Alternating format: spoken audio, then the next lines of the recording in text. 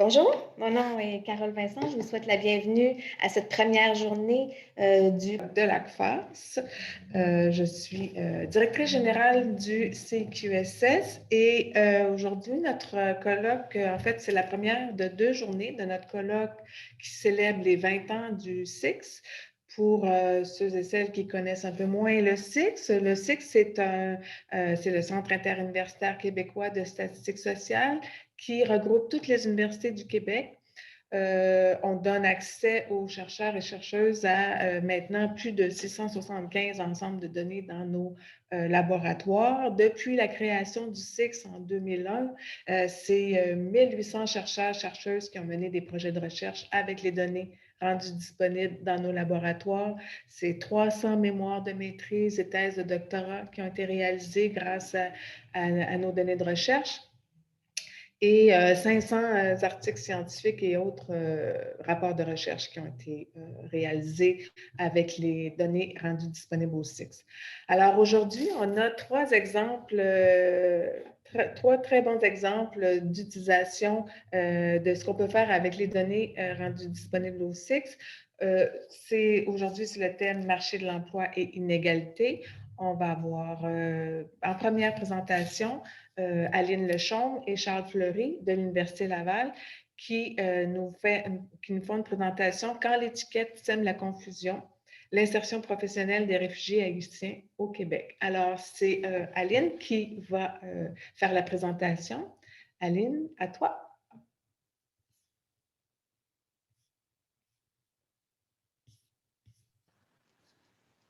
Merci. Voilà.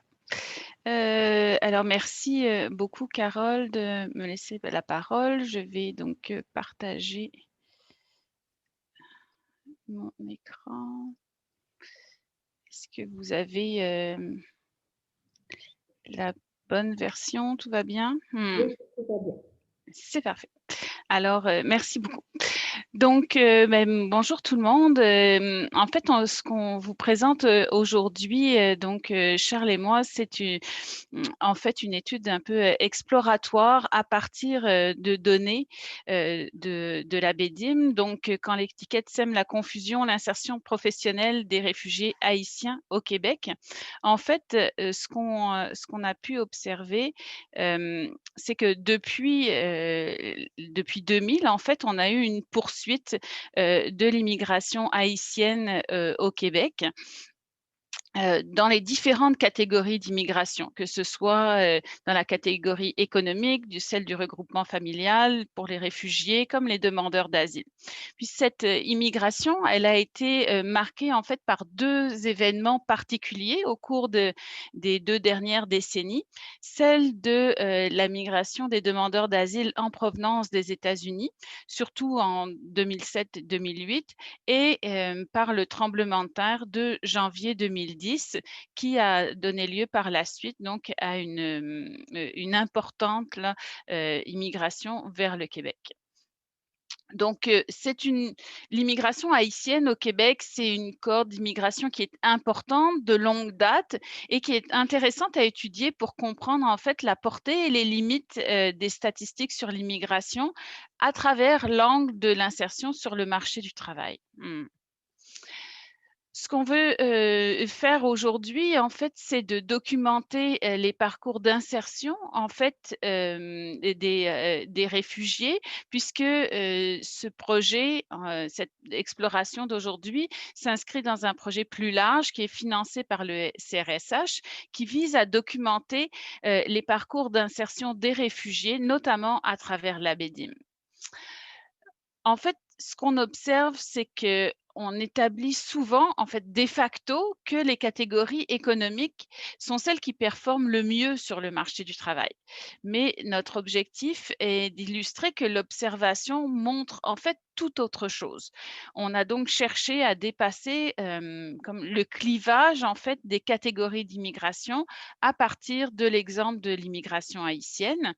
Et l'étude de cette cohorte, ça va permettre d'observer que les catégories et leurs profils changent, évoluent avec le temps et qu'on ne peut pas en fait parler de l'immigration haïtienne ou des réfugiés haïtiens comme d'un groupe homogène. Les données qu'on a utilisées, sont celles de la BDIM, donc la base de données longitudinale sur, l'immigration de Statistique Canada. On a retenu les personnes dont le pays de naissance est, Haïti. On a sélectionné les cohortes en fonction de l'année d'obtention de la résidence permanente puisque c'est ce qu'on a, dans la BDIM. Et on les a, en fait, divisés en 4 catégories, donc immigration économique, la catégorie du regroupement familial, les demandeurs d'asile, donc qui sont devenus des réfugiés, donc reconnus sur place, et la catégorie humanitaire, donc qui a été, construite là à partir du code OH que je vais, vous expliquer, tout de suite après. Hem, donc ce qu'on observe, c'est que l'immigration haïtienne, elle est ancienne et que, les immigrants, en fait, bénéficient du réseau qui est bien établi depuis longtemps par la communauté. Si on fait, un découpage par période, mais ça reflète a priori là des différences importantes de profil des cohortes d'immigrants haïtiens, mais en fait, ça montre surtout que, les programmes d'immigration, ils sont mobilisés de manière différente dans le temps, en suivant là les événements historiques, mais aussi selon les possibilités et les contraintes dans le parcours. Hem Donc on voit qu'avant 2000, c'était surtout, une immigration donc, dans la catégorie, du regroupement familial. Ensuite, on a eu, une augmentation qui demeure importante là du regroupement familial, mais avec, une forte augmentation là de la catégorie économique. Mmh. Puis pour les cohortes plus récentes, toujours, une importante immigration là dans la catégorie économique, mais une forte augmentation, des demandeurs d'asile et de la catégorie, humanitaire. Pour la cohorte la plus récente, en fait, c'est la première fois que l'immigration de refuge représente un tiers de l'immigration si on combine là, demandeurs d'asile et humanitaires. Si on voit ça sous un autre angle de découpage, là, en fonction justement des catégories, mais aussi, finalement plus du découpage dans le temps en fonction des événements, qui se sont déroulés au cours des 2 dernières décennies, hem, on remarque que, tout autre chose pour ces différentes catégories de l'immigration haïtienne. Normalement, si on se fie donc à la littérature là sur l'insertion, selon la catégorie d'immigration, bah, ce serait théoriquement les cohortes de 2000, 2009 et 2010-2012 qui se seraient le mieux insérées puisqu'elles ont été sélectionnées. Or, pour notre part, on pense que ces découpages s'appliquent mal en fait à la réalité de l'immigration haïtienne et que ce classement n'a pas une portée importante pour comprendre les parcours d'insertion, notamment pour les cohortes les plus récentes. Hem, En fait, pour la catégorie justement, humanitaire, il faut voir que dans la BEDIM, ça regroupe essentiellement le programme qui a été créé après le tremblement de terre. Donc ce sont des réfugiés, parrainés à partir du programme spécial créé donc en 2010. Au départ, on avait fixé à peu près à 3 000, le gouvernement avait fixé à 3 000 demandes. Mais en fait, c'est 3 000 dossiers, donc on ne sait pas exactement combien de personnes sont passées par ce programme-là, mais on estime qu'il y a entre 8 000 et 12 000 personnes, qui seraient passées par ce programme, qu'il soit au niveau, provincial ou, fédéral par le regroupement, qu'il y a pu y avoir par ce parrainage. Donc c'était un parrainage des membres de la famille. Il faut savoir que ces personnes n'avaient pas le droit, à l'aide sociale, contrairement aux réfugiés, donc qui sont pris en charge par l'État. Puis l'autre phénomène qu'on observe, également pendant cette période, c'est celui des demandeurs d'asile, où il y a eu une forte augmentation là des arrivées en 2007 et 2008, avec donc l'obtention de la résidence permanente en 2010-2012 et peut-être 2013 et plus. Et ces personnes-là étaient essentiellement des personnes passées par les États-Unis, mais qui avaient séjourné par les États-Unis, ce qui se voit en fait quand on regarde la diapositive suivante sur la connaissance de l'anglais à l'arrivée par catégorie et par période d'admission. Et on observe donc que dans la cohorte donc, qui a obtenu la résidence permanente là, en 2010-2012, on a une forte augmentation par rapport aux cohortes précédentes là, parmi les demandeurs d'asile de personnes qui connaissent l'anglais.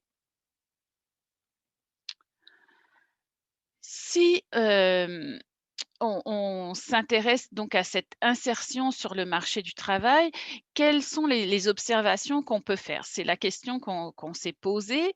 On a retenu aujourd'hui seulement donc quelques indicateurs de base donc d'autres indicateurs vont être développés plus tard, là aussi dans le contexte d'une publication et puis bien sûr, nous sommes bien conscients, des limites, notamment du fait qu'un taux d'emploi, bien sûr, ça dit rien sur la qualité de l'emploi occupé. Donc, ceci étant dit, on observe que les réfugiés et les demandeurs d'asile semblent s'insérer plus rapidement, alors que les immigrants de la catégorie économique peinent à les rattraper donc après 5 ans. Et les personnes qui sont dans la catégorie du regroupement familial demeurent en fait en deçà des autres catégories. En fait, ça, c'est assez conforme à ce qu'on sait déjà d'habitude, ce qu'on observe dans la littérature, mais on doit quand même souligner une limite là dans les données, car il y a beaucoup de données manquantes, ce qui ne permet pas d'observer donc l'insertion de la catégorie famille là, avant les années 2000. Comme dans ce champ, vous voyez, on a choisi là de retenir seulement les personnes qui ont obtenu leur résidence permanente entre 2000 et 2012 pour avoir une bonne période d'observation là de 5 ans. On vous le propose là dans la diapositive suivante, donc voir la proportion cumulée de personnes qui se sont insérées en emploi par catégorie, d'admission. Et on voit ici que la même chose, en fait, les réfugiés et les demandeurs d'asile semblent s'insérer, plus rapidement là que, les personnes dans la catégorie économique. Si on regarde maintenant donc les revenus d'emploi, en fait, il y a comme 2 constats, importants qu'on peut faire. Le fait que les revenus d'emploi, déjà, ils sont très peu élevés, peu importe la catégorie d'immigration et en fait, cette situation perdure dans le temps. Il y a une amélioration certes, mais ça reste néanmoins donc des revenus qui sont, à peine plus élevés là que 25 000 même après 5 ans. Hem Et ce qu'on voit également, c'est qu'il faut attendre les années donc 4 et 5 pour que les immigrants de la catégorie économique, qui sont partis de très bas, comme on le voit ici, dépassent les autres catégories. Toutefois, ces revenus restent très faibles même pour les immigrants de la catégorie économique, alors que ce sont des personnes qui ont théoriquement été sélectionnées pour leur potentiel d'intégration, au marché du travail. Hem Comment est-ce qu'on peut expliquer, en fait, ces différences d'insertion en emploi entre les sous-groupes de l'immigration haïtienne? En fait, si on analysait les données, de l'immigration haïtienne à la lumière de la littérature sur, l'insertion des catégories, économiques, là, de l'immigration, ce qu'on voit, c'est que, ce dont on s'est rendu compte, en fait, c'est qu'on passerait à côté de la réalité. Parce que, les résultats de l'insertion des personnes de la catégorie économique montrent une moindre performance, donc en termes de taux d'emploi comme en termes de revenus d'emploi. Donc c'est une moindre performance sur le marché du travail, ce qui va à l'encontre de ce qui est observé habituellement quand on ne tient pas compte d'un certain nombre de facteurs, en fait, qui semblent, être déterminants ici. Un, c'est le fait que le profil des personnes est hétérogène à l'intérieur même des catégories. Donc à l'intérieur, par exemple, de la catégorie, économique, il y a des disparités, importantes, c'est ce qu'on va voir. Mais par ailleurs, il y a des similitudes entre les catégories, d'immigration. Donc il n'y a pas de grande différence parfois entre, une catégorie et l'autre, entre les caractéristiques d'une catégorie ou l'autre.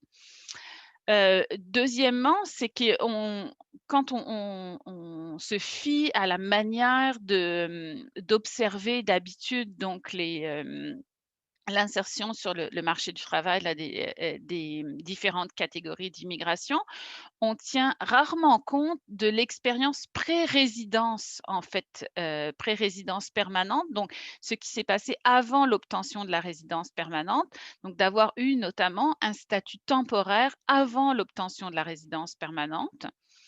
Et troisièmement aussi, on ne tient pas toujours compte là des différences qui sont liées au moment de l'arrivée, donc à l'effet de période. Ça, on l'a vérifié et en fait, ça a pas de différence significative ici pour l'immigration, haïtienne. Hem, mais comment donc, s'attaquer, si on peut dire, à ces différences-là de caractéristiques? Comment ça ressort? Beh, on le voit en fait avec, notamment les niveaux de scolarité. Donc, théoriquement, on devrait avoir des différences importantes, donc d'une catégorie, d'immigration à l'autre.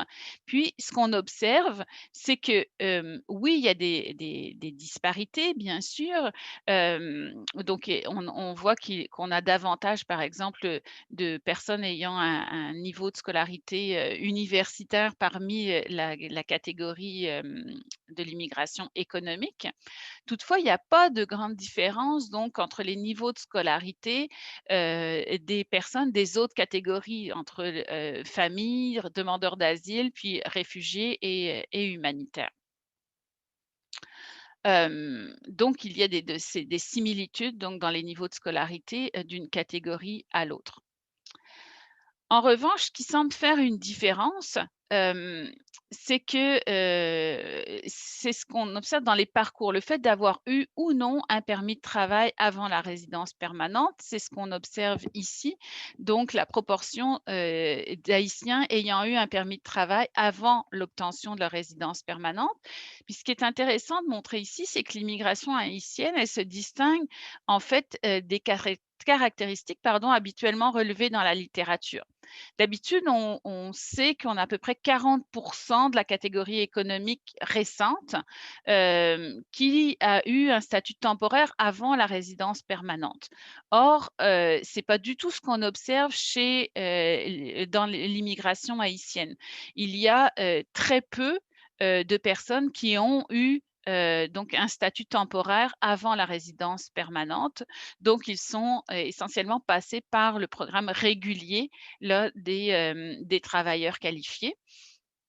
Deuxièmement, on a des statuts temporaires vraiment importants, chez les humanitaires et les demandeurs d'asile. Donc, et ça peut vraiment expliquer la meilleure performance finalement sur le marché du travail, puisqu'ils ont passé plus de temps sur le territoire avant l'obtention de la résidence permanente, notamment chez donc les cas d'ordre humanitaire. Si je vous parlais là du programme spécial créé après le tremblement de terre, je vous ai dit tout à l'heure que ces personnes ne pouvaient pas avoir accès à l'aide sociale puisqu'elles étaient parrainées, mais elles ont pu avoir rapidement donc un permis de travail. Donc elles ont été malgré, enfin, nécessairement, elles se sont insérées sur le marché du travail. Finalement, donc c'est un peu comme si les réfugiés, les demandeurs d'asile étaient en fait, en raison de leur statut temporaire, du fait qu'ils ont travaillé avec un permis de travail avant la résidence permanente, c'est comme s'ils étaient des immigrants économiques. Si on se fie à ce qu'on observe régulièrement sur, la catégorie économique, là, en général, pas pour l'immigration, haïtienne. Donc en fait, on arrive à trois constats principaux à partir de cette étude exploratoire. Un, c'est, celui du potentiel de la BEDIM pour étudier un groupe particulier, d'immigrants. Hem et ce potentiel est important. On n'a pas fini là encore de l'explorer, mais il est vraiment, intéressant. Deuxième constat, bah, c'est celui sur l'immigration, haïtienne, donc montrer qu'on ne peut pas parler de l'immigration haïtienne justement, c'est pas un groupe homogène, il y a énormément, d'hétérogénéité dans ce groupe et certes, on a une cohorte dont les caractéristiques restent, relativement constante, en fait, dans le temps, mais dont les parcours puis les stratégies migratoires varient au fil du temps, des événements historiques et des changements dans les politiques et programmes, d'immigration, en fait.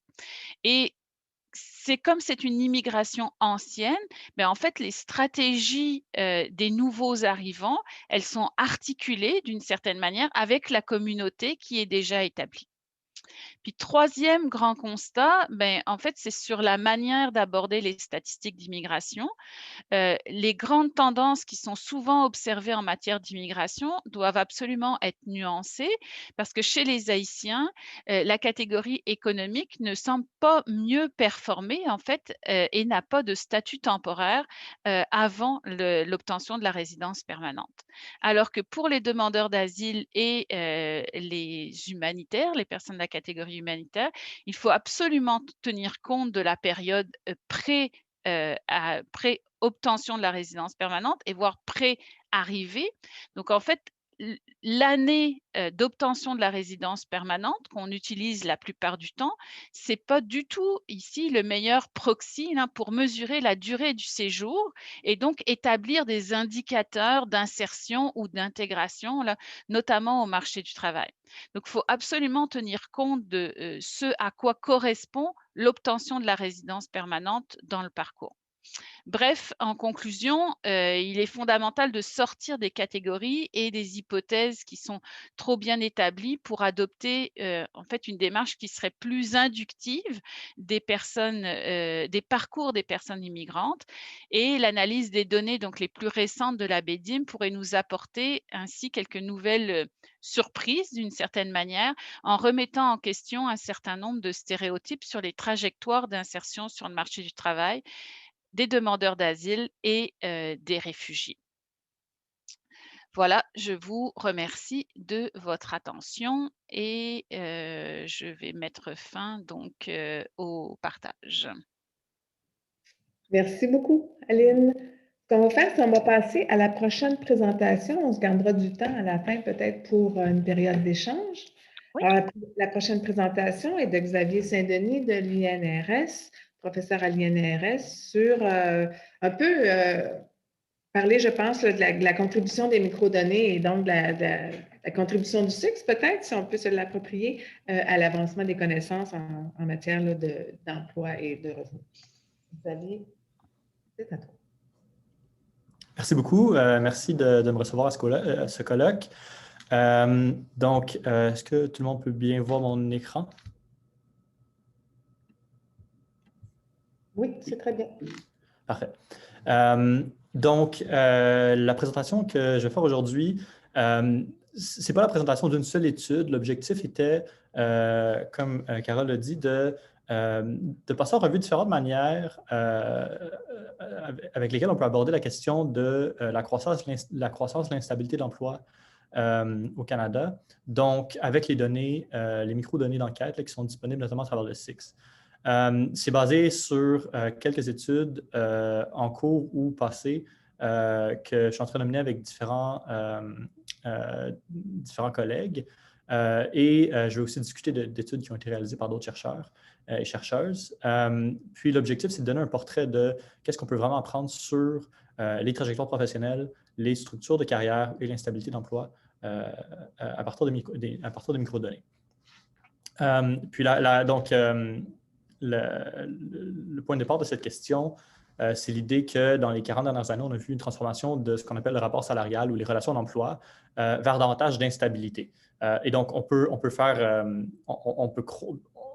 à ce qu'il y ait de l'instabilité croissante dans les carrières et dans les relations d'emploi, notamment en se basant sur la littérature, sur la flexibilisation de l'emploi des organisations, qui insiste notamment sur le fait qu'avec les changements technologiques, la financiarisation et la mondialisation notamment, les employeurs ont mis en place des modes d'organisation du travail, des stratégies de gestion de la main-d'œuvre qui ont mis l'accent sur une plus grande réactivité aux fluctuations économiques et ont mis en œuvre des stratégies de flexibilité numérique de la main-d'œuvre et qui en fait se traduisent en un transfert du risque économique vers les les travailleurs à travers des stratégies comme l'externalisation de certaines fonctions, des contrats de travail atypiques ou précaires, et puis une restructuration des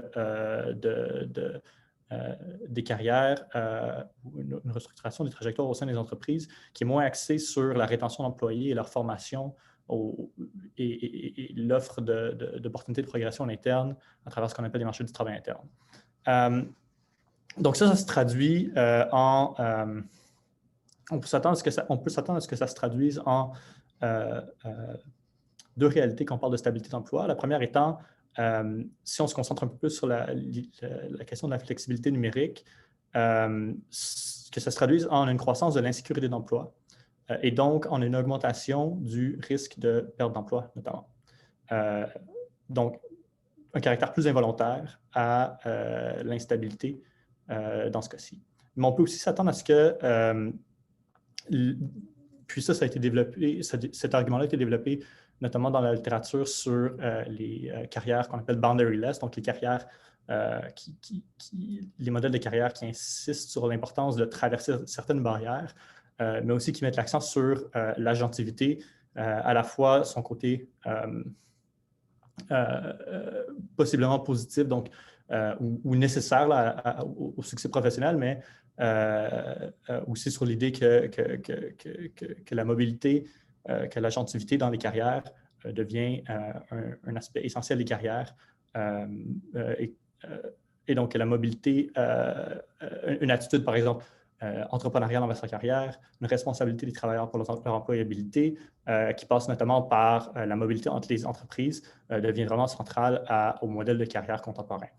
Donc cette littérature-là va se concentrer sur va laisser supposer qu'on peut voir aussi une instabilité qui est plus peut-être volontaire ou en tout cas, ou du moins, qui est moins basée sur le risque de perte d'emploi, mais qui est basée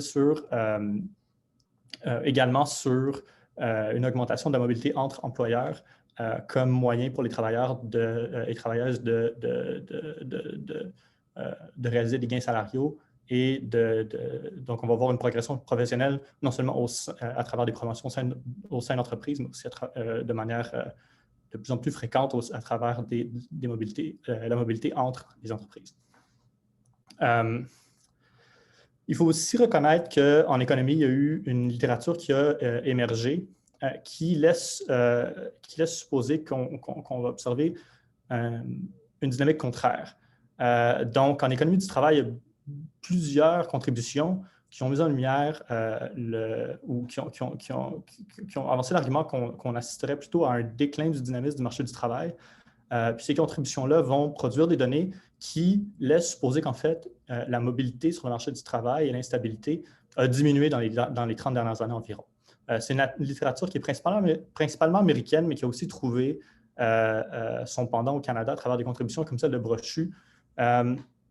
De manière plus générale, les études qui se concentrent sur les tendances en matière de stabilité d'emploi ou d'instabilité d'emploi vont produire des résultats relativement contradictoires. Puis ça, c'est vrai à travers plusieurs pays de l'OCDE, incluant le Canada. Donc, on a au Canada, par exemple, Morissette et ses collègues qui ont produit des données sur les tendances en matière de probabilité de perte d'emploi et ont trouvé que la probabilité de perdre son emploi depuis le début des années 80 ne semble pas avoir augmenté au Canada. Ce qui a l'air de contredire ce à quoi on peut s'attendre si on se base sur la littérature, sur la flexibilisation et l'insécurité d'emploi, ou comme je l'ai dit, on s'attendrait plutôt à ce qu'il y ait un risque croissant de perte d'emploi.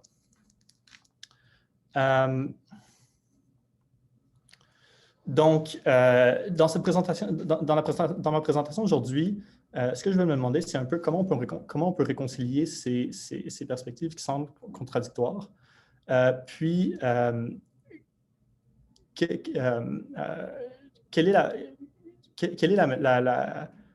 type d'approche on peut mobiliser pour produire des données sur l'instabilité d'emploi qui permettent d'évaluer de manière efficace ou de manière appropriée les attentes qu'on a lorsqu'on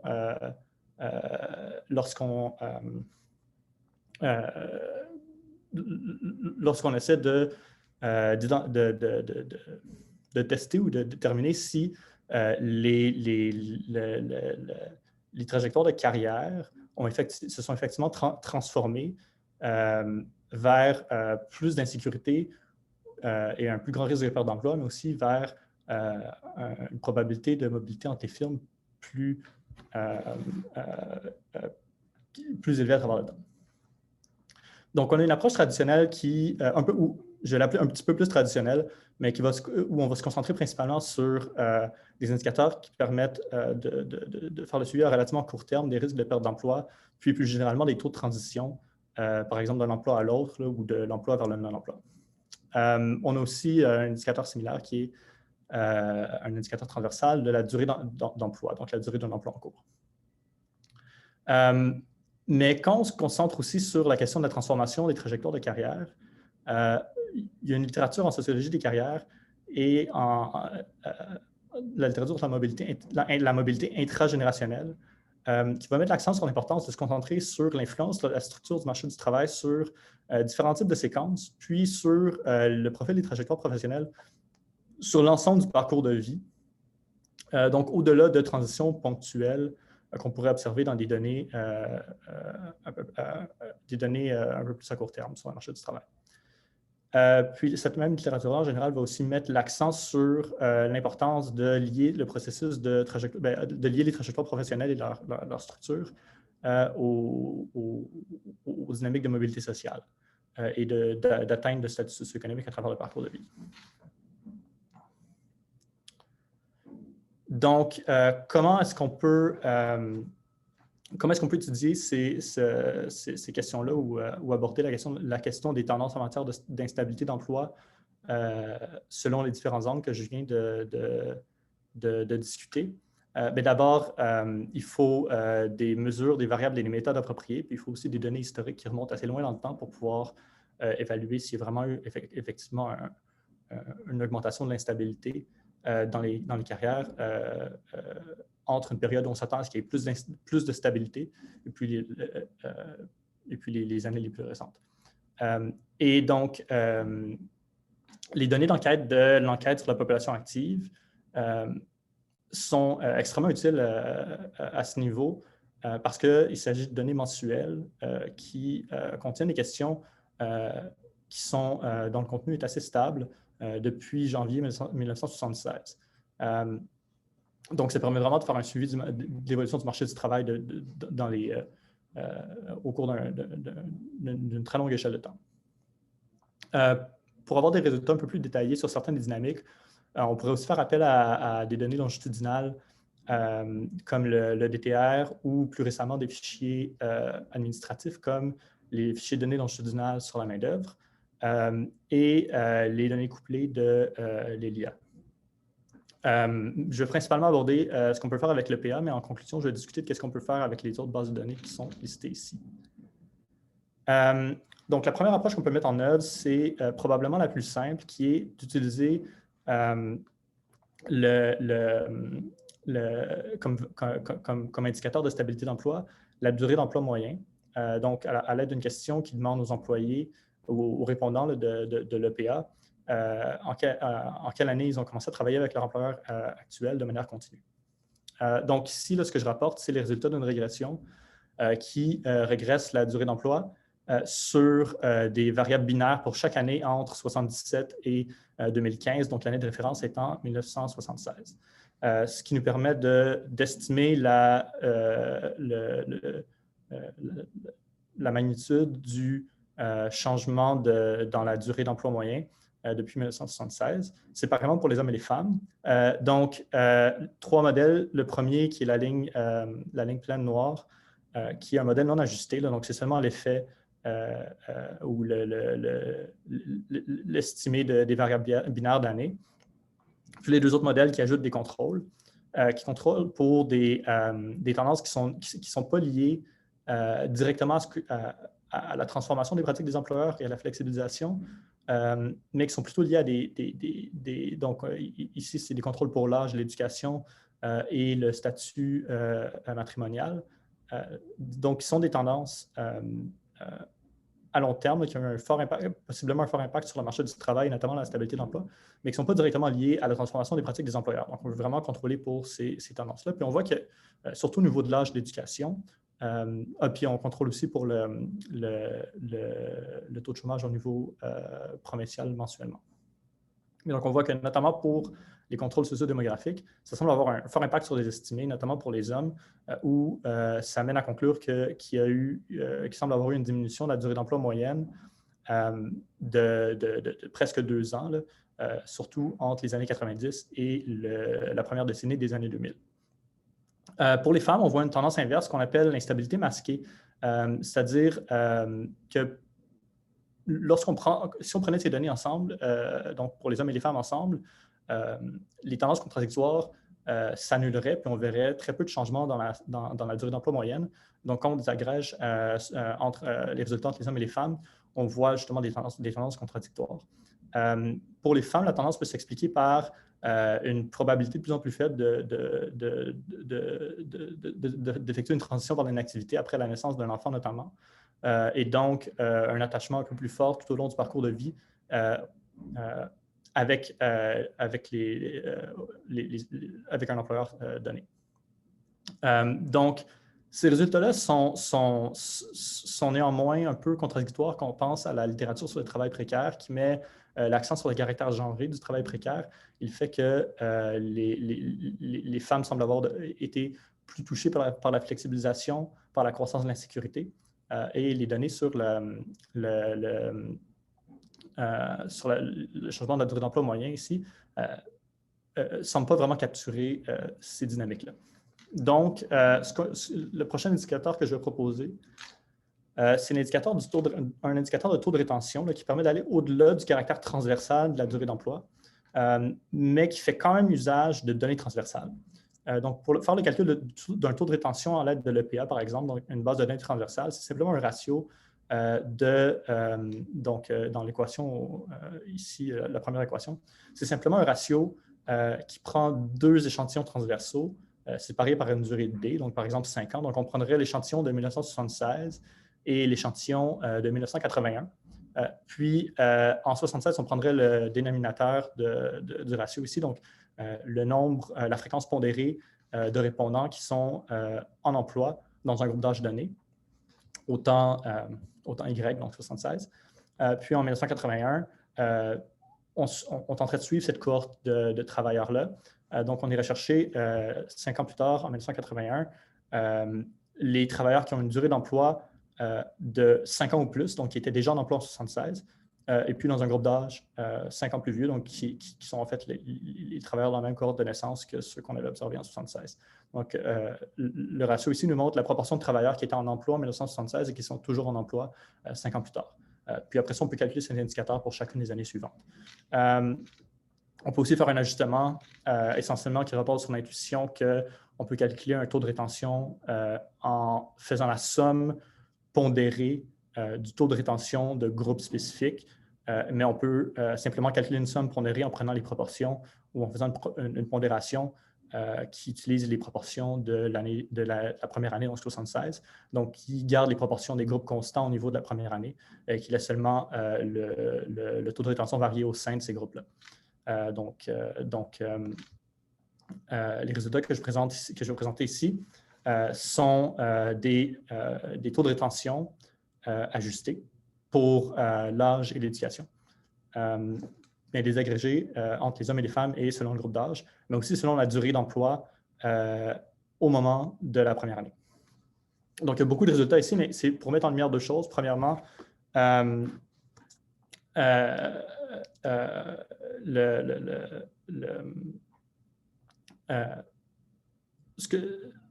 que ces résultats-là fournissent comme données, c'est premièrement des résultats qui permettent d'évaluer mieux qu'avec la durée d'emploi moyenne l'instabilité à travers le parcours de vie et à différents moments d'un parcours professionnel. Donc, plus précisément, à différents moments de la distribution de la durée d'emploi. Donc, en d'autres mots, ce que ces résultats-là vont montrer ici, c'est que pour les hommes plus âgés, Et puis, pour les jeunes hommes et ou les plus jeunes hommes et les plus jeunes femmes, surtout ceux et celles qui ont accumulé une durée d'emploi plus élevée, le taux de rétention a diminué. Ça veut dire que dans des emplois qui sont à première vue stables, donc qui ont une durée d'emploi assez longue, il y a une probabilité croissante que ces emplois-là vont cesser. Et donc, on voit un changement ce qu'on voit ici, c'est un changement du profil de stabilité, mais qui n'est pas lié qui n'est pas nécessairement lié à l'émergence d'emplois très courts et très instables. Donc, on ne voit pas, par exemple, une diminution du taux de rétention dans les emplois très courts, mais on voit vraiment une diminution du taux de rétention dans les emplois qu'on pourrait s'attendre qui persistent dans le temps, donc les emplois qui avaient déjà une durée d'emploi assez longue lors de la première année. Les résultats ici fournissent aussi une autre intuition intéressante au niveau des femmes, où on voit une diminution du taux de rétention chez les jeunes femmes, et aucun changement chez les femmes de 40 ans à 54 ans. Donc, qui est un peu en contraste avec les résultats qu'on a vus sur la durée d'emploi moyenne, ce qui suggère ici que l'intuition qu'on avait ou que l'explication que j'avais avancée pour l'augmentation de la durée d'emploi, qui était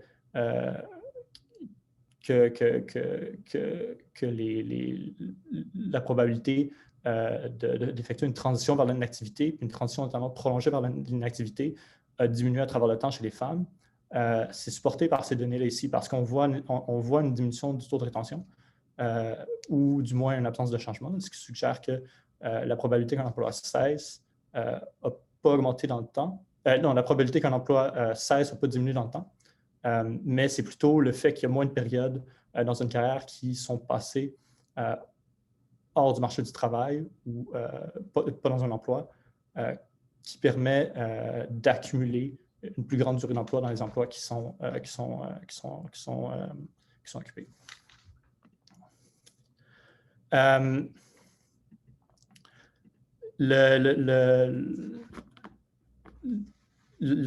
veux présenter rapidement deux derniers indicateurs qui fournissent un peu plus d'informations sur les phénomènes que j'entendais explorer au début.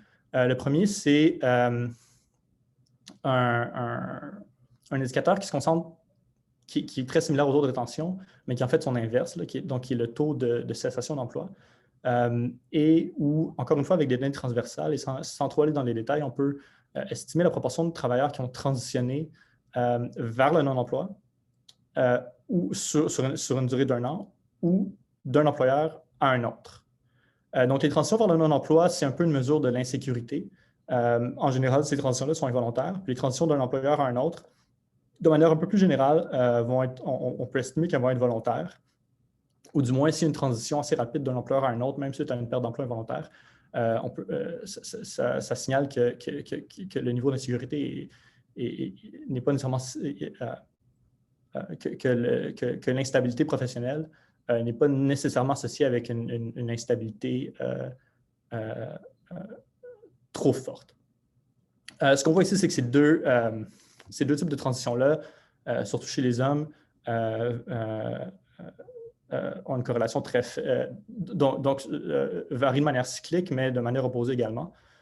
Donc, lorsque les transitions hors d'un emploi vers le non-emploi augmentent, notamment durant les crises économiques, des transitions rapides d'un employeur à un autre là, sur un an diminuent.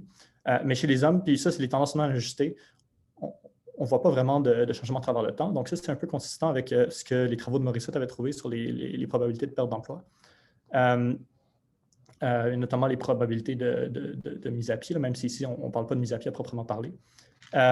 Et chez les femmes, on voit un résultat qui supporte un peu l'intuition qui ressort des résultats sur la durée d'emploi moyenne et le taux de rétention, qui a une diminution de la probabilité de faire une transition d'un emploi vers le non-emploi.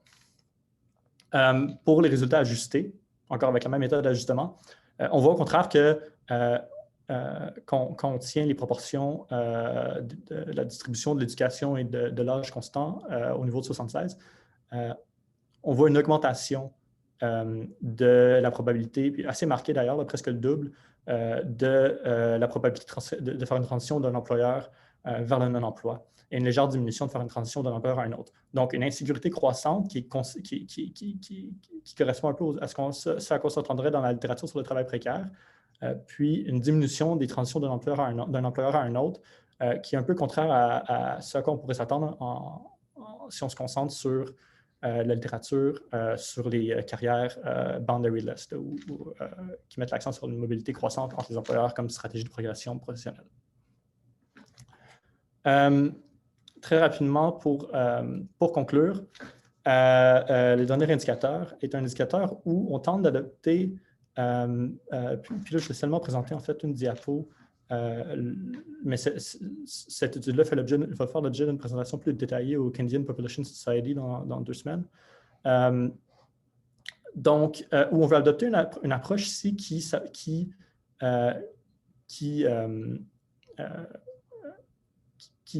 permet d'aborder la question de l'instabilité et des trajectoires professionnelles dans une perspective un peu plus de parcours de vie. Donc, j'ai souligné l'importance de cette approche-là au début de la présentation. Encore une fois, on peut faire ça avec les données transversales sur la population active, avec une méthode d'estimation où on peut suivre une cohorte de travailleurs, une cohorte de naissance, sur l'échelle de 20 ans, par exemple. Donc, ici, dans ce cas-ci, entre 35 et 54 ans, on peut suivre une cohorte de naissance de travailleurs, donc la cohorte qui est née en 1941, par exemple. Donc, la cohorte de 1941, en 1976, ils vont avoir 35 ans dans la première année de l'EPA.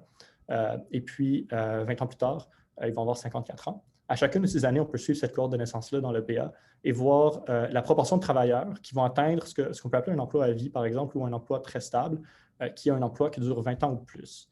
Donc, à chacune des années entre 35 et 54 ans, on va additionner, on va faire la somme cumulative des travailleurs dans cette cohorte-là qui ont atteint une durée d'emploi de 20 ans ou plus. Ça donne des profils ici, comme on voit là, à travers donc, chacune des lignes correspond à une cohorte de naissance à 3 âges, 45, 49 et 54 ans. Puis c'est la proportion de travailleurs à ces 3 âges-là, de manière cumulative, là, qui ont atteint une durée d'emploi de 20 ans ou plus. Donc, on voit qu'il y a une bonne différence entre les hommes et les femmes dans les premières cohortes, mais aussi qu'il y a une diminution de la proportion de travailleurs qui atteignent ce seuil de 20 ans-là. Donc, les profils de carrière, quand on prend une perspective un peu plus à long terme axée sur les parcours de vie, on semble avoir changé de manière assez marquée ici. Puis ici, ça ne repose pas sur des données longitudinales, c'est vraiment des données transversales.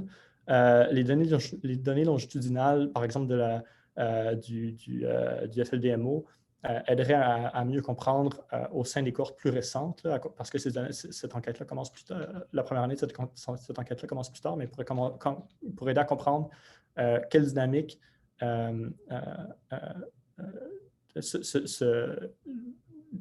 marque ces trajectoires-là de manière un peu plus précise, parce qu'on aurait des données sur 20 ans pour les mêmes travailleurs au lieu de se baser sur une méthode d'estimation transversale. Donc, je vais faire 3 points très généraux pour conclure sur quelles seraient les prochaines étapes pour la recherche sur cette question-là. La première qui est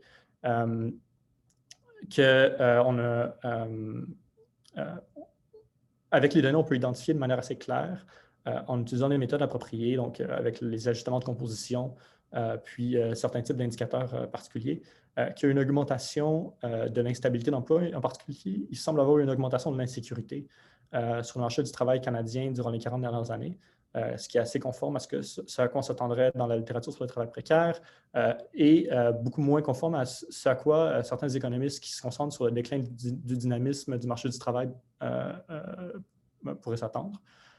Donc, ce qui reste à faire dans cette littérature, c'est de peut-être un peu mieux identifier les gagnants et les perdants de la flexibilisation, donc de se concentrer sur l'interaction entre individus et structures du marché du travail. Ce qui a été fait beaucoup dans la littérature sur le travail précaire, mais en se concentrant surtout sur la distribution des contrats de travail atypiques et de différentes formes de précarité entre les différents groupes. Et donc, pour la question de l'instabilité, on a un peu moins de résultats à ce niveau-là.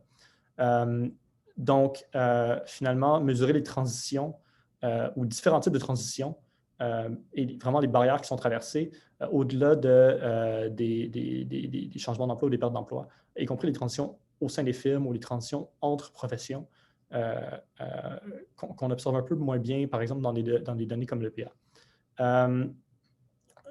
On a commencé à... donc, les résultats que j'ai présentés, là, les derniers, ont donné une bonne idée, une meilleure idée de ce à quoi ressemblent les trajectoires professionnelles à plus long terme. Mais là, la question qu'on peut se poser, c'est avec l'instabilité croissante qu'on voit, est-ce qu'on voit l'émergence d'un nouveau modèle de carrière ordonné et structuré ou est-ce qu'on voit plutôt l'émergence de parcours erratiques et plus éclatés? Donc, on peut se demander plus précisément, est-ce que dans certains secteurs, il y a certains nouveaux modèles de carrière qui émergent axés sur l'instabilité, mais néanmoins structurés, ou est-ce que c'est spécifique à certains secteurs du marché du travail, à certains groupes? Puis, dans ce cas-là, ça va demander de faire usage de nouvelles sources de données comme la FLDMO ou l'ELIA, par exemple. Mais l'EPA est peut-être un peu moins approprié dans ce cas-là. Donc, c'est comme ça que je vais conclure. Merci beaucoup de votre attention et au plaisir de recevoir vos questions. Merci. Merci beaucoup, Xavier. On va passer à la troisième présentation. Comme je disais, on va garder la période d'échange et questions à la fin. Alors, la prochaine présentation, c'est de Sajad Imani et va nous parler de l'évolution des inégalités de revenus au sein des communautés des Premières Nations au Canada. Sajad est doctorant à l'Université Laval. À toi, Sajad. Bonjour tout le monde, j'espère que vous allez bien. Donc, je vais partager mon écran. Ça ne sera pas long. Et voilà. Et merci Carole, et bonjour à toutes et à tous. Je suis Sajad Imani, doctorant au département de sociologie de l'Université Laval. Et aujourd'hui, je vais vous présenter une partie d'un projet de recherche qui s'inscrit à la fois en fait dans le cadre de ma thèse de doctorat, aussi que dans le cadre de programmation de chaire de recherche du Canada sur la condition autochtone comparée et du projet A Poverty Reduction Approach to Improving the Health and Well-being of First Nation Communities, et qui a été administré par l'Assemblée des Premières Nations. En fait, ce projet est financé aussi par une subvention en fait l'Institut de recherche en santé du Canada et grâce à un soutien financier accordé au Réseau canadien de centres de données de recherche. Et le SIC, en fait, il est administré par le Conseil de recherche en sciences humaines, les instituts de recherche en santé du Canada et la Fondation canadienne pour l'innovation et Statistique Canada. Donc, je vais remercier tout d'abord, en fait, de mon directeur et mon co-directeur, Gérard Dehem et Charles Fleury, en fait, pour, en fait, m'accompagner, me parrainer à travers ces années-là. Donc, la problématique de présent projet, c'est qu'en fait, il est largement admis que dans les communautés de Premières Nations, nous sommes, en fait, les communautés sont économiquement désavantagées par rapport à la population canadienne. Donc, mais malgré les enjeux liés à la condition des réserves et les conditions socio-économiques défavorables qui prévalent dans les communautés de Premières Nations, et malheureusement, l'ampleur et l'évolution des inégalités de revenus, restent relativement, en fait, peu étudiés comparativement au reste du Canada. Et donc, parce que la plupart des recherches en fait existantes dans ce domaine, ils ne mettent l'emphase que sur une partie de la population de Premières Nations, et que nous avons plus accès dans les données disponibles, et à savoir les autochtones hors réserve, et pas de recherche étudie en fait les conditions des ménages sur réserve. Et donc, cette situation pourrait en fait partir attribuable aux défis méthodologiques importants que pose une telle analyse. Et sinon, en fait, la panoplie des recherches qui existent dans les domaines des inégalités et à travers le Canada, surtout sur les minorités, sur les immigrants, mais la place importante des communautés autochtones, c'est toujours manquante. Et donc, j'envisage que cette situation est en fait attribuable aux défis méthodologiques importants que pose une telle analyse, tant sur le plan d'accès aux données que sur en fait la comparaison des données d'une année à l'autre. et aussi parce que les seules données disponibles dans le cadre des populations sur les réserves, et ce sont les données de recensement et l'ONM et 2011. Donc, d'un côté, on pourrait dire que les autochtones habitant sur réserve sont invisibles dans la plupart des enquêtes nationales et les analyses secondaires qui traitent en fait les données disponibles dans ce sujet. De l'autre, il y a un manque d'une enquête longitudinale aussi sur le revenu dans les réserves, comme l'enquête sur la dynamique de travail et de revenu, et aussi le nombre élevé des subdivisions et comme on parlait de 800 subdivisions, donc pour étudier l'évolution des inégalités, même en utilisant les données transversales, et il faut respecter pareillement les atouts méthodologiques d'une telle comparaison dans le temps. Et c'est pour ça, en fait, c'est un casse-tête de travailler avec 800 subdivisions pour plusieurs cycles de recensement ou plusieurs enquêtes. Et donc, et c'est pour ça, en fait, la préparation de fichiers de données pour une telle analyse est extrêmement longue. Et, et le recensement, comme je vous ai dit, c'est seulement le recensement et l'ONM 2011 qui sont parmi les rares enquêtes nationales qui ont des variables nécessaires pour en fait l'établissement des mesures des inégalités de pauvreté et qui sont menées en même temps au sein des communautés de Premières Nations. Et le recensement sur les réserves effectue un dénombrement complet de la population. Donc, mais pourtant, Statistique Canada ne produit pas les taux de faible revenu ni en fait d'autres mesures de faible revenu sur des inégalités sur les réserves. Et il y a quelques arguments qu'on ne peut pas calculer, par exemple, on ne peut pas calculer l'économie de subsistance d'une certaine façon dans les réserves et de toute façon, c'est un argument et récemment, il y a en fait une recherche, un document de recherche qui a été publié par Statistique Canada et qui suggère en fait d'utiliser pareillement les données de fichiers maîtres de recensement du Canada pour calculer les taux de faible revenu et les analyses portant sur les inégalités de revenus et comme il a un portée analytique important pour les comparaisons entre ces communautés et l'ensemble du Canada, ainsi qu'une comparaison dans le temps. Donc, on peut calculer les mesures de faible revenu dans les réserves et dans le Nord en moyen de données de recensement et de l'ONM et utiliser aussi dans l'examen des tendances en matière de faible revenu dans ces régions. Mais comme je vous ai dit, il y a une exclusion dans les définitions de revenus, comme la valeur des aliments produits à des fins de consommation, et ça ne s'est pas calculé en termes de revenus. De toute façon, il y a toujours des critiques envers en fait une mesure de la pauvreté, parce qu'une mesure n'est pas jamais en fait complète en soi. Il représente quelque chose et surtout en fait il pourrait être comme outils méthodologiques pour faire les comparaisons entre les différents groupes sociaux.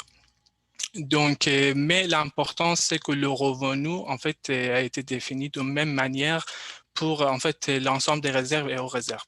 Donc, ce qui fournit une base conceptuelle pour qu'on puisse comparer le revenu. Et donc, je m'excuse. Et l'objectif de la présente recherche, c'est d'abord mesurer les tendances des inégalités de revenus des Premières Nations habitant sur les réserves au fil du temps par intermédiaire de l'établissement des mesures de taux de faible revenu et l'indice de Gini. Et il y a aussi d'autres mesures qu'on a travaillées, mais en fait, j'abstiens pour cette présentation comme les quintiles de revenus, les ratios de quintiles, Et ensuite, nous allons documenter l'écart existant des inégalités dans les réserves comparativement à l'ensemble du Canada, à la population hors réserve et aux non-autochtones habitant dans les mêmes communautés. Et finalement, nous allons analyser les déterminants du faible revenu par le recours à des analyses statistiques multivariées. Donc, pour étudier l'évolution des inégalités monétaires au fil du temps, dans le présent projet, nous allons utiliser les fichiers maîtres confidentiels du recensement Statistique Canada qui sont disponibles en fait au sein de SIX. Et c'est pour ça, en fait, ce projet, comme il a porté sur une période de quinzaine d'années et en fait, il cherche à mesurer l'évolution des inégalités. Il s'inscrit en fait dans le cadre de ce colloque. Et, donc, nous allons en fait utiliser les données d'analyse et le recensement de la population canadienne le plus récent, en fait, le recensement 2016, l'ENM 2011 et le recensement 2006. Et au départ, l'année 2001 était inclus dans l'analyse aussi, mais comme nous travaillons seulement sur une mesure de faible revenu avant impôt, donc puis il n'y avait pas de possibilité de travailler sur les mesures de revenus de faible revenu après impôt, donc nous allons nous exclusons, en fait, nous avons exclu le recensement 2001. Donc, pour effectuer en fait une comparaison valide entre les communautés à travers le temps, il est primordial, comme toutes les recherches, de respecter les atouts méthodologiques, en fait, une telle comparaison.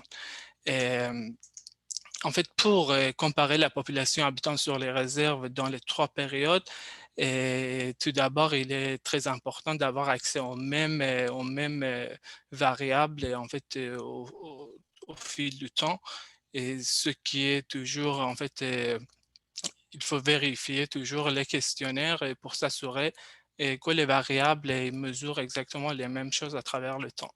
Et donc, et deuxièmement, c'est que toutes les communautés ne sont pas en fait parties. Je m'excuse, j'étais ici. Et deuxièmement, c'est que toutes les communautés ne sont pas en fait parties et incluses dans le recensement et l'enquête nationale auprès des ménages. Et il y a toujours des communautés qui ont été partiellement dénombrées et les communautés qui n'ont pas donné la permission d'entrer sur le territoire pour en fait mener l'analyse. Et il y a la question de qualité et de dénombrement et le taux global de non-réponse et qui affectait aussi les données dans certaines communautés. Et c'est pour ça, définitivement, seules les communautés qui ont pris part en fait à toutes les 3 enquêtes faisant l'objet d'une comparaison sont incluses dans l'analyse. Et donc, c'est pour ça nous avons en fait créé une base ajustée des réserves en excluant les réserves partiellement dénombrées, et en excluant aussi les réserves et les subdivisions sans effectif et les réserves qui ont eu un changement de type de subdivision. Donc, et ensuite, nous allons créer une deuxième base ajustée en introduisant une variable sur le type de traité. Et c'est pour ça que nous allons inclure les communautés hors réserve qui sont signataires de traités. Donc, selon les données de fichier de maître du recensement, 838 réserves ont été dénombrées en 2016. 2016, parmi ces communautés, nous avons exclu 102 réserves et 2 ou 3 motifs mentionnés. Et ainsi, au total, il reste à peu près 736, il reste exactement 736 réserves incluses dans l'analyse selon les subdivisions de recensement 2016. Et comme vous voyez ici, dans ce tableau, je vous ai présenté les effectifs de la population incluse et la population excluse à cause des 3, en fait, l'exclusion des réserves partiellement dénombrées, exclusion des subdivisions sans effectifs et l'exclusion des réserves quand ils ont un changement deux types de réserves. Donc, comme vous voyez ici, à peu près au total, c'est 94% de la population habitant sur les réserves qui sont incluses dans notre analyse. Pour comparer en fait les populations habitant sur les réserves selon en fait les 3 années, donc il est nécessaire en fait d'associer chaque communauté avec le traité signé par sa nation. Donc ça c'est le tableau 3 et le tableau 4. Et ça, c'est en fait le résultat. Et le tableau 3, ce sont les nombres de subdivisions de la base ajustée des traités et selon le statut de réserve et le type de traité et l'année pour l'année 2006, 2011 et 2016. Comme vous voyez, les communautés hors réserve sont, par exemple, en 2006, vous voyez, il y a 4 communautés qui ont été signataires de traités historiques. Exactement, ce sont les communautés qui ont signé le traité numéro 11 et qui n'ont plus le statut de réserve, mais qui ont été incluses dans notre base ajustée des réserves pour pouvoir en fait faire des analyses un petit peu plus poussées et pour vérifier la portée analytique explicative en fait de cette nouvelle variable qui porte sur les réserves. Donc, et dans le tableau 4, vous voyez, ça c'est l'effectif population habitants sur les différentes aires de traités, à savoir traités historiques, traités modernes et sans traité. Et cette variable, c'est une variable en fait dérive simplifiée. Et nous allons créer une variable de traité historique avec 18 modalités correspondant à chaque traité historique depuis le XVIIe siècle jusqu'en 1925, qui inclut les traités historiques, les traités modernes, et ce sont les traités qui ont été signés à partir de 1973 jusqu'à nos jours. Et il y a toujours en fait un débat sur la revendication territoriale et en fait le fait de faire des discussions pour pouvoir en fait signer les nouveaux traités modernes avec le gouvernement provincial et l'État. Donc, et les difficultés liées en fait à l'établissement d'une base ajustée. Donc ça, c'est, vous voyez ici, les communautés signataires d'un traité, les communautés ayant signé un traité historique, il y a 326, il y a 43 communautés qui ont signé un traité moderne.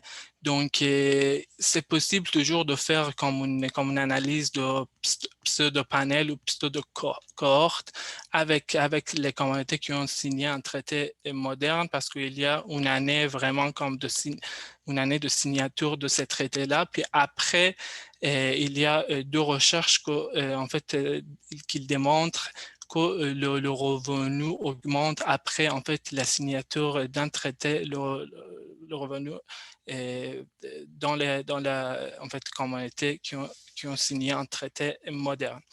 Donc, il y a certaines difficultés qui sont liées à l'établissement d'une base ajustée de communautés de Premières Nations. Et d'abord et avant tout, c'est qu'il y a toujours changement de code de subdivision de communautés.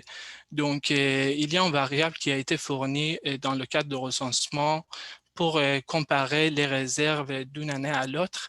Mais si je ne me trompe pas, cette variable n'existe pas pour l'année 2016. Donc, pour en fait créer une base ajustée, c'est primordial de vérifier chaque subdivision pour s'assurer qu'il s'inscrit dans le cadre de recherche. Ensuite, il y a des fusionnages des subdivisions, comme vous savez, et il y a aussi des changements du statut de réserve au fil du temps. Et par exemple, les communautés qui signent un traité moderne, ils ne sont plus en fait considérés comme comme, comme ayant un statut de réserve.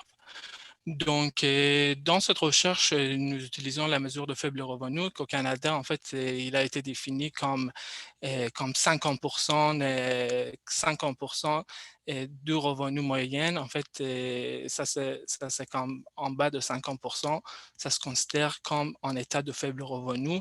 Et nous allons faire un rajustement en fonction de la taille de ménage et nous allons utiliser l'échelle d'équivalence de la racine carrée de la taille de ménage pour ajuster, en fait, ajuster les taux de faible revenu, la mesure de faible revenu par la taille de ménage. Et aussi, finalement, nous allons produire les taux de faible revenu après impôt.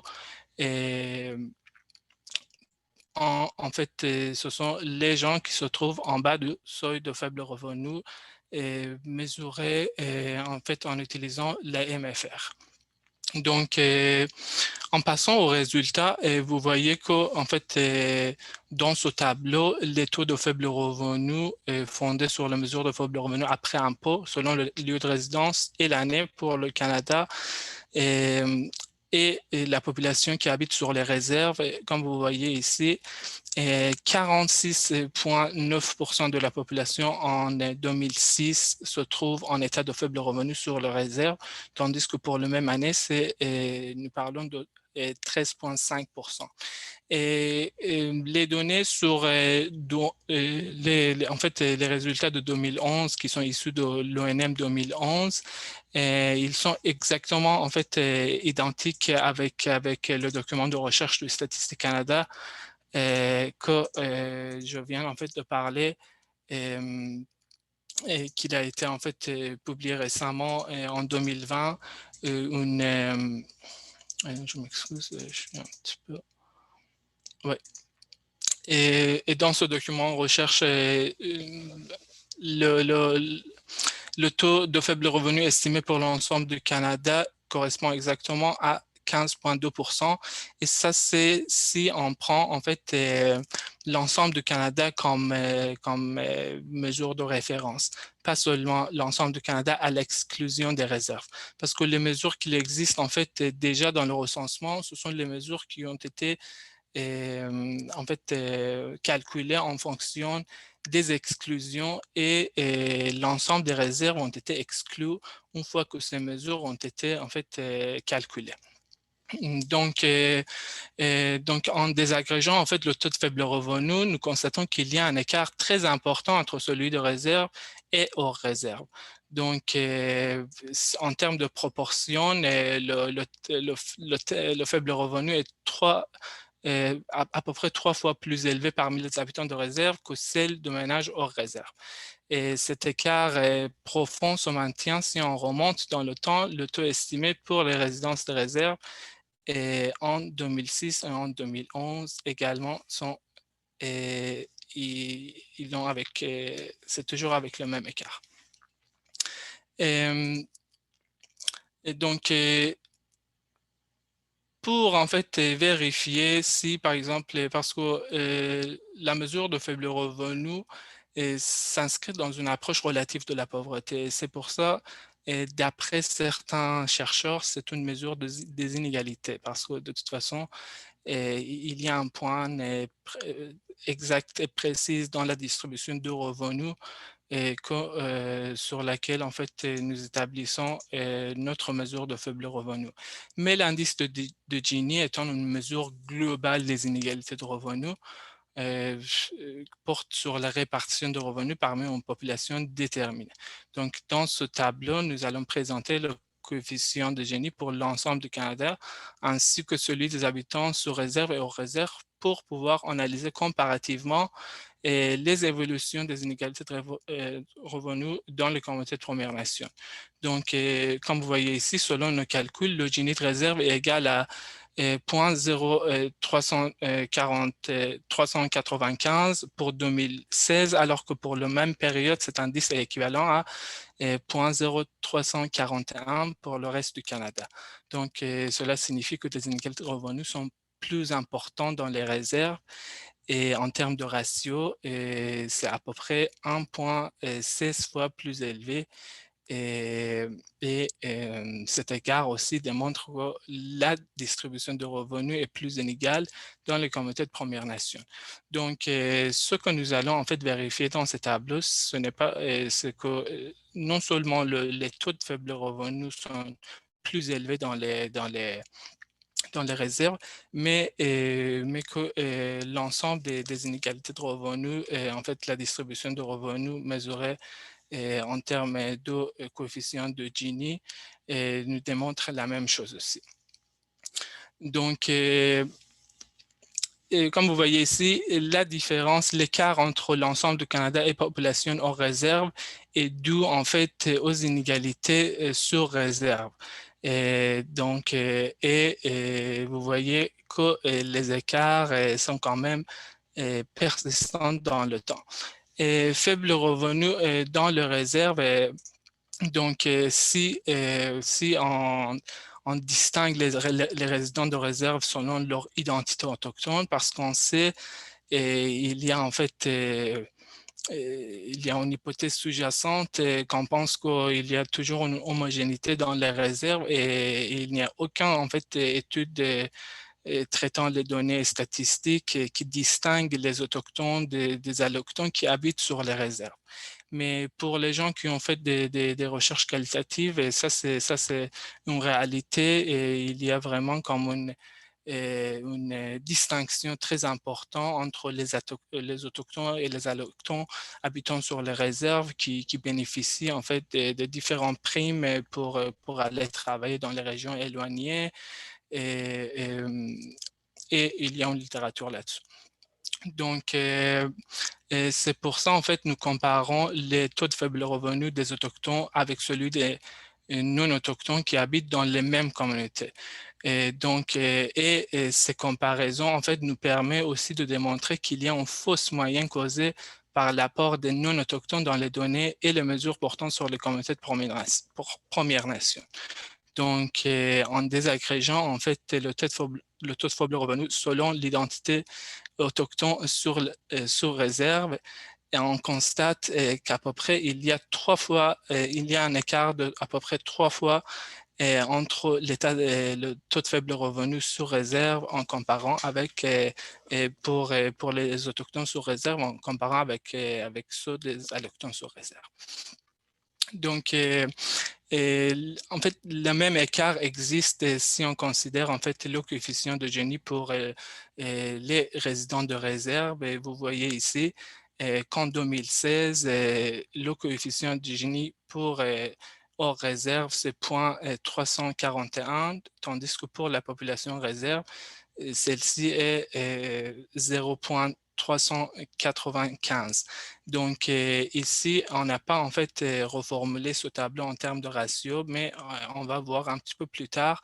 Et comme vous pouvez constater, c'est que entre 2006 et 2011, il y a en fait une diminution de coefficient de Gini pour l'ensemble du Canada, tandis que celui-ci en fait augmente au sein des réserves.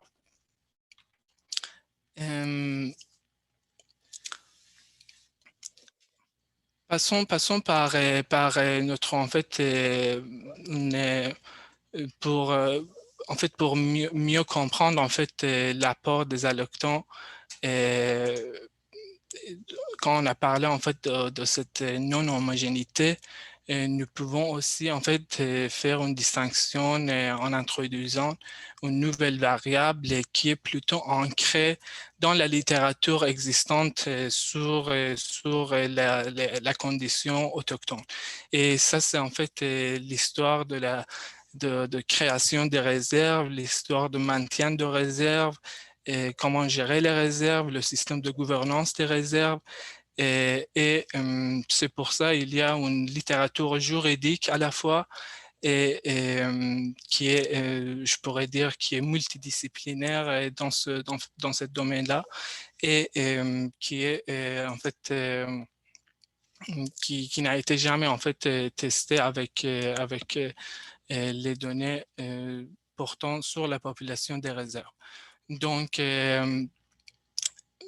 pour, en fait, en 2016, les traités, les habitants des communautés des Premières Nations sur un traité historique ont à peu près 51% qui se trouvent en situation de faible revenu, tandis que pour les traités modernes, en fait, cet pourcentage-là est 15,8%. Donc, celle-ci est même moins élevée qu'au Canada, que l'ensemble du Canada. Et vous voyez de nouveau aussi, tandis que les taux de faible revenu dans les communautés issues des traités historiques, il reste à peu près égal entre 2006 et 2016. Le taux pour les traités modernes, il diminue. Et on va vérifier si le même, en fait,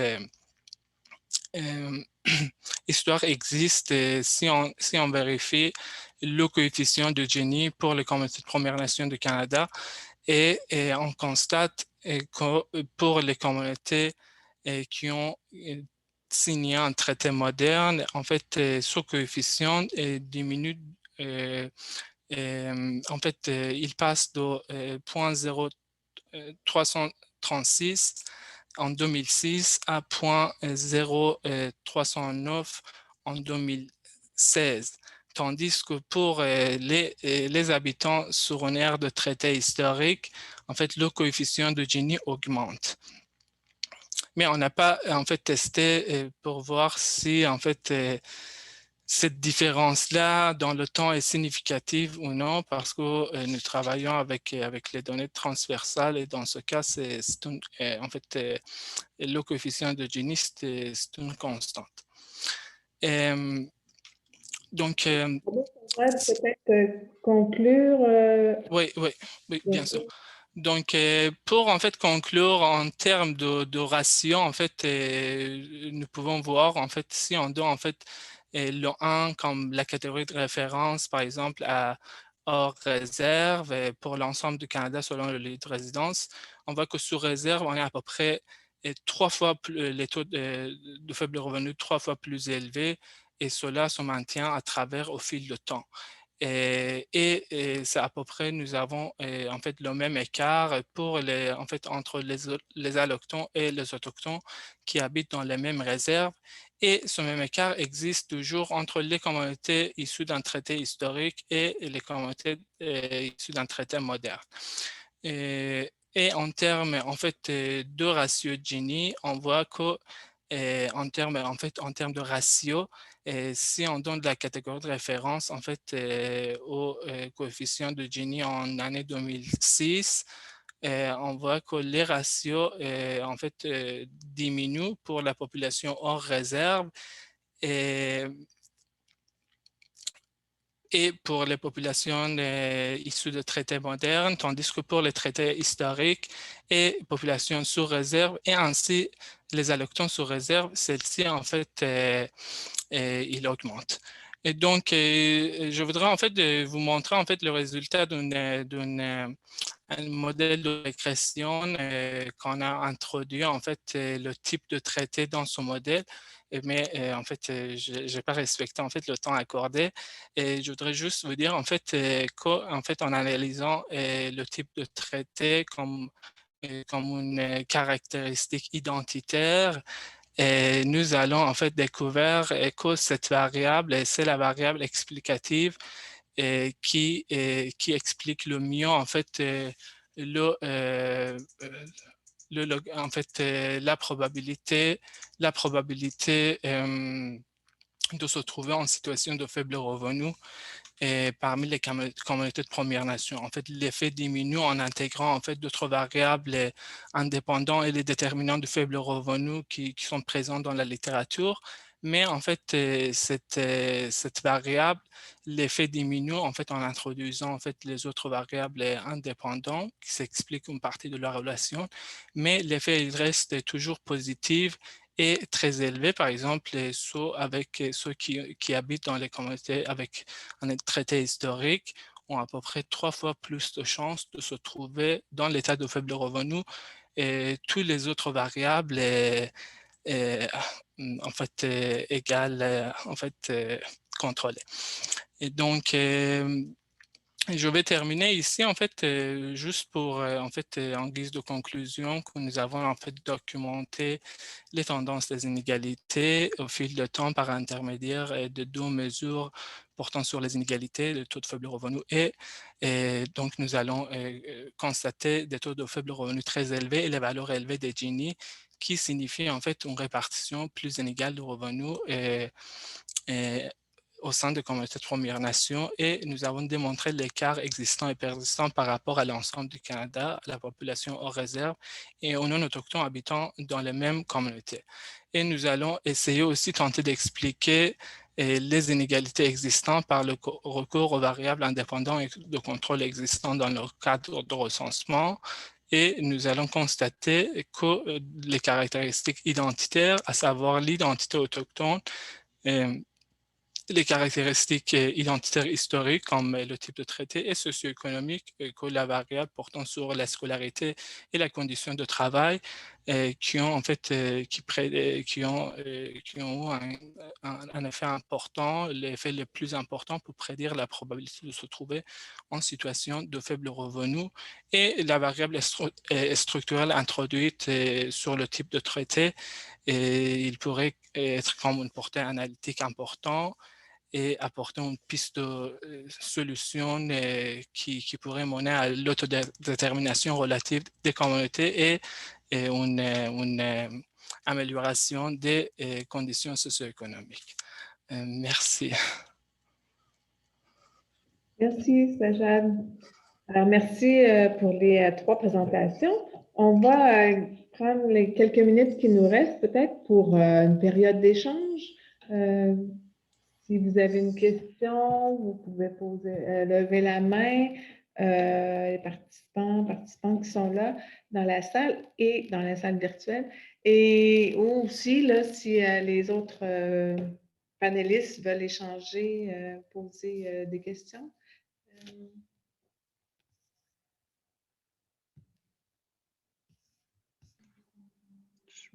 Je peux me permettre, parce que je n'ai pas levé la main, là. Sajad, merci. En fait, merci. Ben, je connaissais évidemment la présentation d'Aline avec moi. Puis bon, Sajad, je connaissais un peu ta présentation. Mais ce qui m'a frappé aujourd'hui quand même, c'est ben, il y a des grosses différences entre réserve et hors réserve. J'aimerais peut-être que tu juste précises un peu ce que quand tu dis hors réserve, parce qu'il y a quand même un lien très fort entre hors réserve et les traités modernes.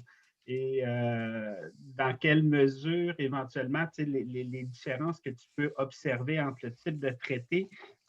Ton tableau 3 montrait quand même que presque la moitié des traités modernes semblent être signés, en tout cas signés hors réserve. Peut-être si tu peux juste revenir sur cette... Oui, en fait. Je peux demander une précision aussi. Qu'est-ce qu'on entend par traité moderne, là, peut-être en complémentarité de ce que Charles dit. Oui. Donc, je vais répondre tout de suite. En fait, l'effectif de la population qui ont signé en fait un rapport, une entente de revendication territoriale ou traité moderne, c'est à peu près, avec l'ensemble du Canada, c'est très minime. Donc, quand on parle du reste du Canada ou hors réserve, donc on parle de l'ensemble du Canada sans les réserves. Donc, on exclut comme 300 000 personnes et on parle de 29 000 millions respectivement, en fait, un effectif pour chaque période de recensement. Et donc, c'est ça, donc, quand on dit hors réserve, donc, les traités modernes sont aussi, en fait, inclus dans notre base ajustée des réserves. Donc, quand on dit, en fait, hors réserve, il va dire, en fait, toutes les autres communautés du Canada, là, toutes les autres collectivités, toutes les autres villes. Oui. Et sur les traités modernes, en fait, ça, c'est en fait, il y avait toujours comme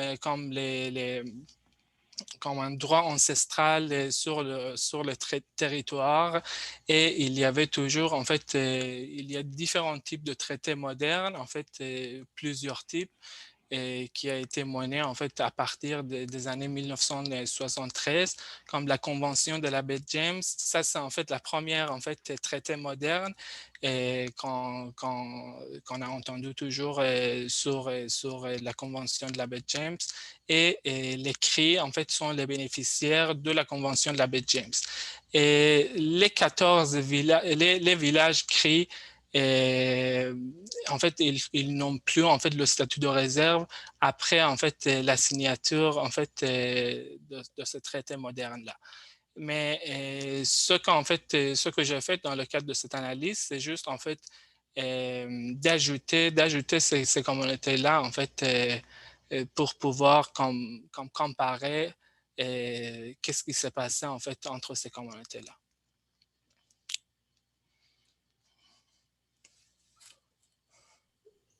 Merci, Sajad.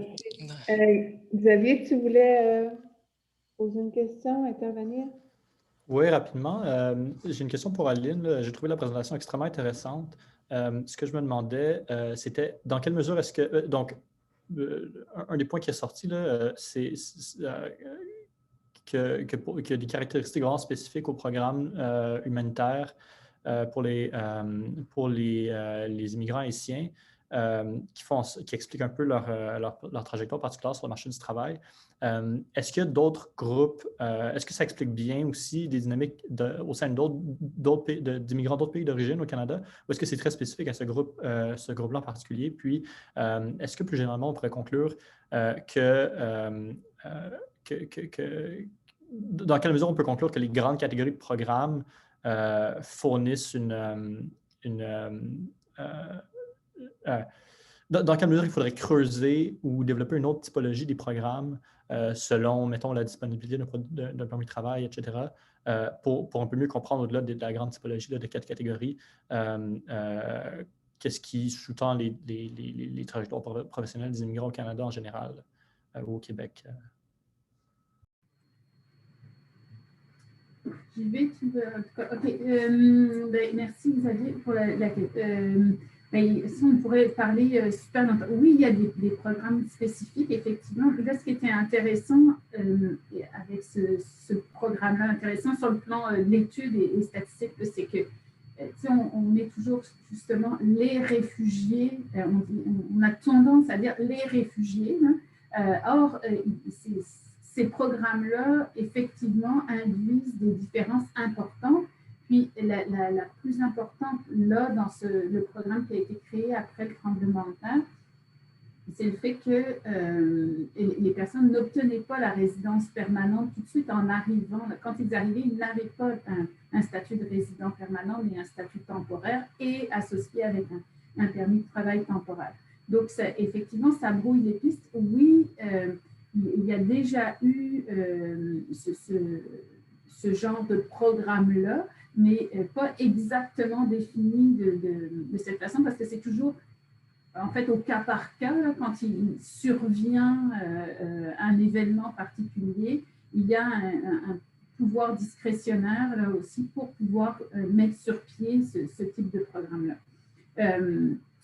Au-delà de ça, effectivement, on pense vraiment qu'il y a à revoir effectivement la façon dont on analyse les parcours d'insertion des personnes migrantes en fonction des catégories, parce que, comme on l'a vu dans une autre étude aussi qu'on a faite avec Charles puis Daniel Bélanger sur le programme de l'expérience québécoise, le fait justement que maintenant, la grande majorité, et si on prend l'année 2019, c'est 86% des personnes qui ont obtenu leur résidence permanente qui, dans la catégorie économique, qui l'ont eu à travers le programme de l'expérience québécoise. Donc, 86% de ces personnes-là avaient eu un statut temporaire avant l'obtention de la résidence permanente. Donc, ça change tout, en fait. dans les parcours, le temps zéro là, de l'arrivée, c'est plus l'obtention de la résidence permanente. Donc, on a effectivement à revoir, je pense, complètement la manière dont on suit ces parcours-là. C'est certain. Ouais. Je ne sais pas si Charles, tu voulais… Oui, ben, j'ajouterais, je suis tout à fait d'accord avec ce que tu disais, mais je pense aussi que c'est ça, même au-delà des catégories, chaque groupe, bon, là, on a regardé l'immigration haïtienne, mais chaque groupe, tu sais, quand on regarde aussi, quand on fait des analyses, on prend juste les économiques, il y a des grosses différences quand même aussi selon le pays d'origine. Tu sais, c'est les immigrants qui viennent des pays d'Europe, États-Unis, ont des profils d'insertion très, très différents de ceux Afrique, Asie, etc. Donc, au-delà de ces catégories-là, tu sais, qui sont, les économiques réussissent bien, au-delà de la période de l'arrivée, des permis temporaires, il y a aussi de grosses différences selon le pays d'origine, la trajectoire migratoire antérieure. Donc, ça invite éventuellement, puis c'est l'idée du projet réfugié notamment, c'est d'essayer de, souvent on traite les réfugiés de manière homogène. Des fois, on les distingue selon est-ce qu'ils ont été pris en charge par l'État ou est-ce qu'ils ont été parrainés par le privé. Et ça invite à regarder quand même dans toute sa complexité, de dire, finalement, il y a des vagues selon la période. Les Haïtiens ont une historique d'immigration au Canada. On a une thèse, on espère qu'elle se termine, là, qui s'intéresse aux Vietnamiens notamment. Donc, ça invite un petit peu à déconstruire les catégories et d'examiner, outre l'expérience avant la résidence permanente, de regarder finalement cette hétérogénéité là, dans les parcours. Oui, dans les profils. Là. Oui, les caractéristiques, c'est vraiment différent. Merci. Voilà. Est-ce que d'autres personnes voudraient intervenir? Pendant que j'ai le micro d'ouvert, j'aimerais ça, Xavier, parce que j'ai trouvé ta présentation super intéressante et je vais certainement communiquer avec toi là, parce que je trouve que c'est intéressant, effectivement, quand on regarde les statistiques, dire, ce qu'on nous dit sur la précarisation de l'emploi, la montée du travail atypique, puis on regarde les stats, souvent, ça, en tout cas, purement descriptif, souvent, ça ne va pas vraiment dans le sens de ce qu'on dit sur l'augmentation de la précarité. Fait que j'ai trouvé ta présentation vraiment intéressante. Et je me demandais en termes de... j'aurais plein de questions, mais en termes de données, est-ce que les données administratives pourraient être utiles pour examiner ça? Tu sais, nous, on a travaillé avec la BDIM, mais je pense entre autres avec la LAD. Est-ce que ça permettrait d'examiner les trajectoires selon toi, ou tu ne l'as peut-être pas examiné encore? Oui, donc le LAD n'a pas d'informations sur les employeurs. Donc, on a une information sur les trajectoires de revenus, mais on pourrait, dans une certaine mesure, au niveau de l'industrie, mais les codes NAICS, je pense qu'il y en a 18, là, donc ce n'est pas super détaillé. On pourrait voir des changements d'industrie. Ça, c'est une caractéristique des carrières là, que je disais, une des barrières qui pourrait être traversée, qui est pertinente. Mais après ça, c'est vraiment la FLDMO, le LWF, qui peut être vraiment intéressant, où là, on a vraiment les données de T4, puis les Records of Employment, je ne sais pas c'est quoi en français, là, mais qui permettent d'identifier les travailleurs mis à pied, puis tous les autres qui n'ont pas été mis à pied, mais qui ont vécu une cessation d'emploi. Un peu mieux que le PA, dans la mesure où le PA, c'est dans les cas où il y a une transition d'un employeur à un autre, on ne sait pas c'est quoi la raison du départ.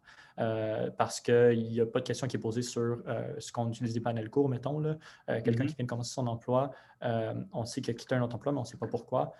Donc, on ne peut pas vraiment faire un énoncé général sur les tendances en matière de mise à pied. Il faut être un peu plus précautionneux. Comme je disais, c'est plus une question de type de transition puis le niveau d'insécurité que ça implique. Oui, je pense que une espèce de leçon générale de la présentation, c'est quand on veut évaluer la littérature sur l'insécurité, il faut produire des données qui permettent de vraiment répondre à la question ou de faire l'évaluation qu'on veut en faire. Parce que, par exemple, la littérature en économie sur le dynamisme du marché du travail en général font très peu d'ajustements pour les changements de population, puis ne discutent pas vraiment l'impact de la fluctuation du taux de chômage sur le taux de transition. Puis ça mène à conclure que de manière agrégée, c'est sûr qu'il y a une diminution, il semble avoir une diminution des associations d'emploi sur le marché du travail canadien, mais quand on se concentre sur comprendre une perspective de parcours de vie, qu'on contrôle pour les fluctuations de vieillissement de la population, par exemple, on arrive à une conclusion complètement différente, mais avec un design de recherche qui est plus adapté à la question qu'on se pose.